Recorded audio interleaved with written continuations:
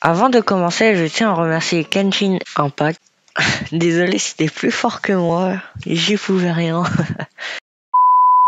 Avant de commencer, je tiens à remercier Genshin et Monsieur le Marquis pour m'avoir aidé. Enfin, je dis aidé, mais ils ont presque tout fait. J'ai fait aller une ou deux anomalies et je tiens vraiment à les remercier pour ça parce que c'est eux qui ont fait tout le taf. Et ça nous a pris pas mal de temps, je dirais environ 2 mois pour trouver tout ça. On n'a pas cherché sur internet, on a directement cherché sur les mangas. Bref, du travail de qualité. Et du coup, pour les remercier, le lien de la chaîne de Monsieur Marquis et le lien du serveur Discord de Genshin sont en description. Sur ce, commençons la vidéo. Toute personne connaissant ou même ne connaissant pas les mangas savent ce qu'est Dragon Ball. C'est une légende du shonen. Mais savez-vous qu'il y a beaucoup d'incohérences dans Dragon Ball? C'est ce que nous allons voir dans cette vidéo. Ohio, c'est Shiro, j'espère que vous allez bien parce qu'aujourd'hui on va parler des erreurs ou incohérences dans Dragon Ball.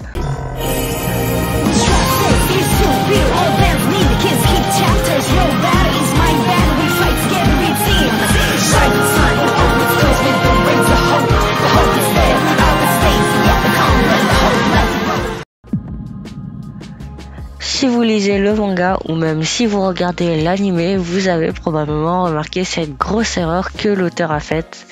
En effet, on voit dans cette page que Bulma explique à Son Goku que les Dragon Ball s'éparpillent une fois le vœu exaucé.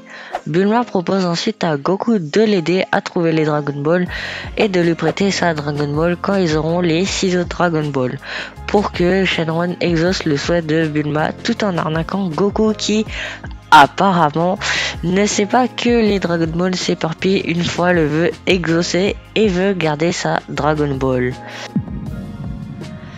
Rappelez-vous du combat de Freezer vs Goku. Lors de ce dernier, Goku utilise le Kaioken x20 qui multiplie par 20 la puissance de l'utilisateur de cette technique. Goku utilise le Kaioken x20 alors qu'il est déjà à plus de 180 000 de puissance. Donc il a normalement environ 3 600 000 de puissance. Et Freezer n'en a que 560 000. Mais Freezer bat quand même Goku en Kaioken x20. Et je parle bien du combat quand Goku est en Kaioken et non du vainqueur du combat qui est Goku grâce à son Super Saiyan. Non.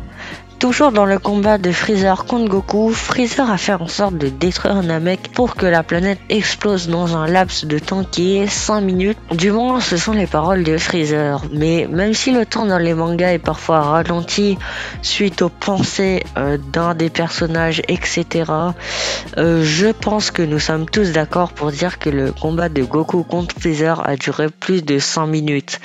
Et là, bizarrement, pile poil à la fin du combat, la planète explose. Alors qu'on est d'accord, le combat a duré plus de 100 minutes.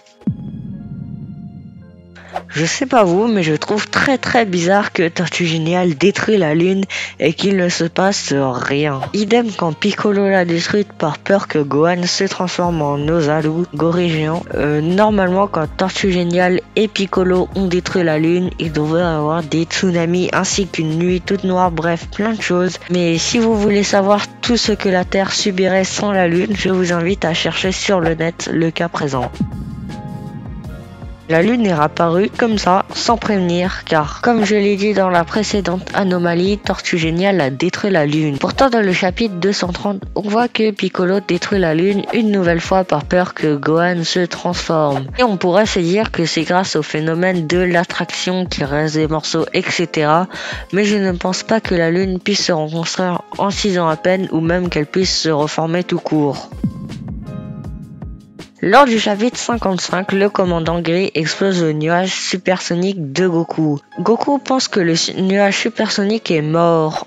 Et lors du chapitre 67, on apprend que les nuages supersoniques sont immortels ou éternels et pourtant, avec l'arrivée de l'arc Piccolo, dans un chapitre, le serviteur de Piccolo explose le nuage supersonique. Et on apprend par la suite que le nuage supersonique est mort, car on ne le voit plus du tout dans la suite du manga. Pourtant, le nuage supersonique est bel et bien éternel. Étrange, non ? Toujours dans l'arc du ruban rouge et toujours en rapport avec l'anomalie précédente, on voit que le missile du commandant gris touche le nuage supersonique de Goku. Mais seul un cœur pur peut toucher ou monter sur le nuage supersonique. Et là vous allez me dire, mais c'est pas un objet, voilà, etc. Mais prenons par exemple quelqu'un qui n'a pas le cœur pur et qui essaye de toucher le nuage supersonique. On est d'accord que ses habits aussi ne passent pas. Donc le missile ne passe pas car lui aussi est un objet. Voilà, ce sera tout pour cette vidéo. J'espère que vous l'avez kiffé car ça nous a demandé Kenshin, Monsieur le Marquis et moi des mois de recherche dans le manga comme je vous l'ai dit au début. Et franchement, j'aimerais que vous likez cette vidéo pour me soutenir, ça me ferait extrêmement plaisir. N'hésitez pas aussi à rejoindre le serveur de Kenshin et à vous abonner à la chaîne de Monsieur le Marquis. Sur ce, je vous dis sayonara.